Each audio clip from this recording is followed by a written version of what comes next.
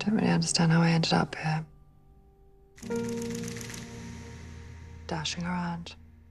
And losing sight of myself in the process. You know, I think that's been the story of my whole life. Well, joining us now is our stateside royal expert, Kinsey Schofield, and host of the To Die For Daily podcast. Kinsey, first of all, very good to see you. Secondly, what's your verdict on this trailer? Well, I thought it was a beautiful trailer. However, I thought it was such a sad trailer. I don't know about you, but I hope Diana wasn't feeling so blue towards the end of her life and so lost. But I did think that it certainly looks like Prince Charles, or Dominic West, King Charles now. I think he looks like the hero. If you watch this full trailer, there's a confrontation between Prince Charles and Queen Elizabeth in regards to how they should handle, the Diana's funeral.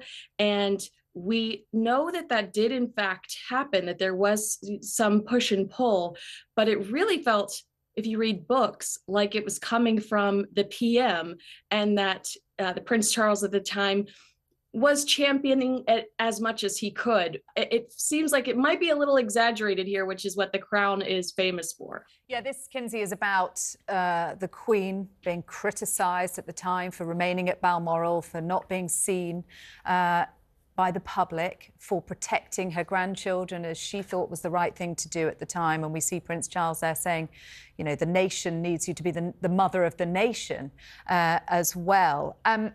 It's haunting, isn't it? Because watching Elizabeth Debicki, and as you say, you know, seeing her so very sad and her life spiralling there, but she is so good. The look, the voice. It's why you see this blurring of the line between fact and fiction in The Crown, isn't it? Absolutely. I mean, I don't think they could have cast a more perfect and beautiful, sophisticated woman. But, you know, I know you and I could talk about this for hours. Diana was kind of feeling flirty towards the end of her life. She was utilizing the press at that time to get back at her ex-boyfriend, Dr. Hasnat Khan, and she wanted to show him what he was missing. I know she was heartbroken over their breakup, but I feel like she was plotting, she was strategizing, and she had a plan. And the trailer shows us that this is a lost woman who's falling apart. And I don't necessarily think that that's the truth.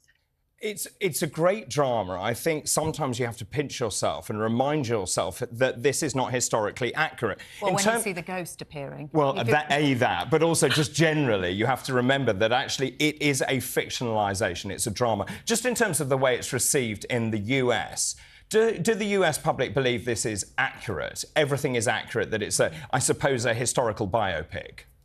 Well, you're talking about Gen Z later, and I think that that's where chaos ensues, right? Now you've got everybody on TikTok who's, you know, irate. This specific thing was said, or this specific thing happened, and they're not doing their own research. They're not fact checking to see that that was just added because they needed a nice transition, or they needed a little fireworks in the middle of an episode.